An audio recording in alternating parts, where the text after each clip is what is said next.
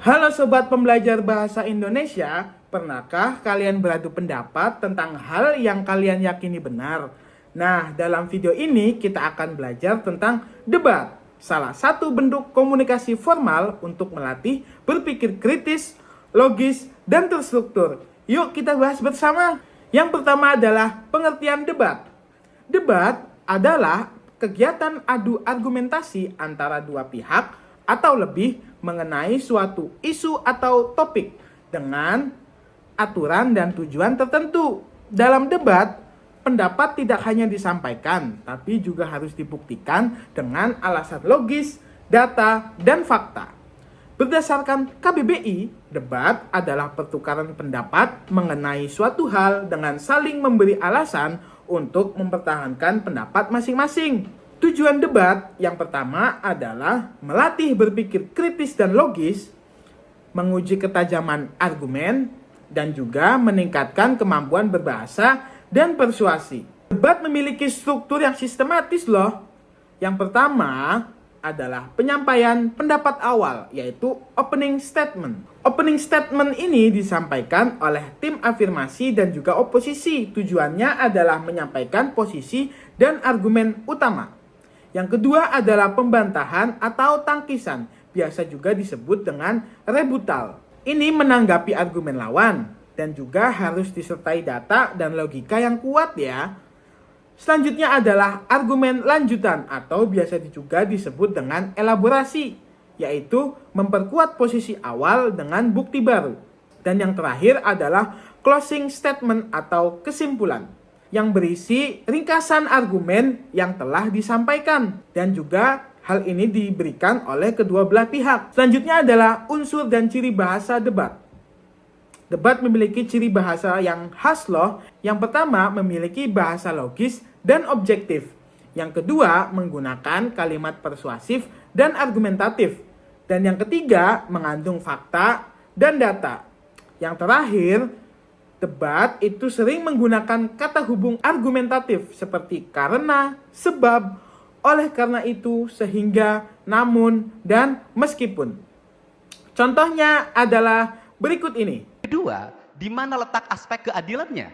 Karena desa di Jawa Barat ada yang penduduknya 150.000, ada yang penduduknya 3.000. Bagaimana ruang keadilan antara desa yang berpenduduk 150.000 dengan yang 3.000, sedangkan bantuannya sama-sama 500 juta.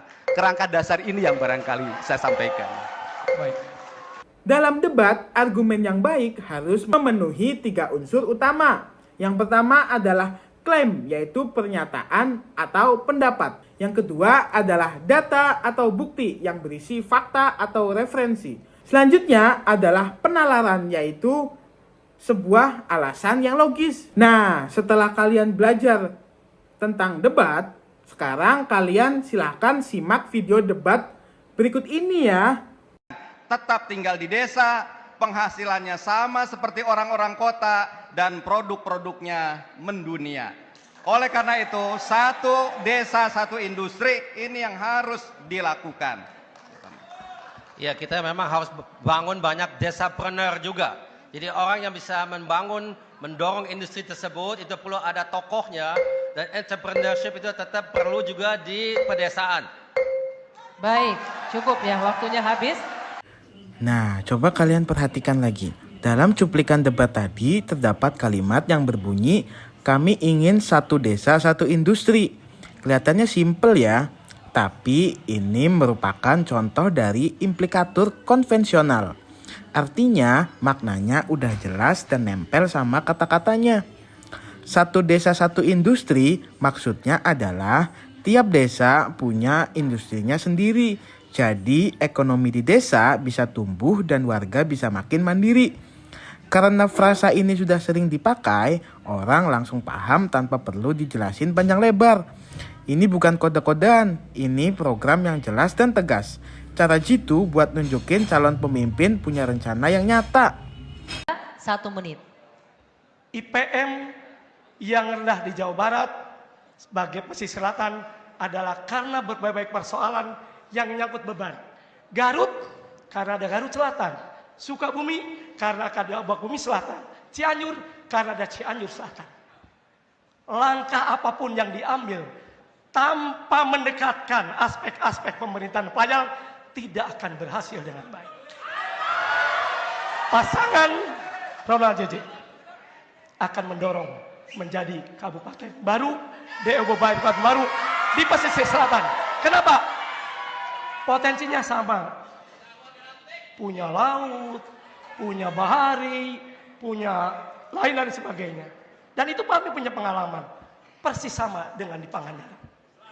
Kalau itu dilakukan, maka tentu akan berhasil di selatan, akan naik derajatnya. Seperti kabupaten lain di Jawa Barat. Terima kasih. Baik, cukup. Silakan Ya. paslon nomor urut 4 untuk langsung menanggapi.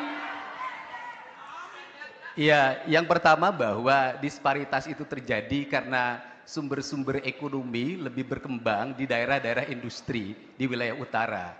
Salah satu yang ditempuh sebelum kita menyepakati pembentukan kabupaten baru, kita menyepakati itu adalah bagian dari mempercepat pertumbuhan pembangunan di Jawa Barat. Tetapi apabila pemerintah pusat hari ini ada moratorium, tentunya akan menjadi hambatan. Maka seluruh hambatan itu bisa diselesaikan dengan kebijakan fiskal.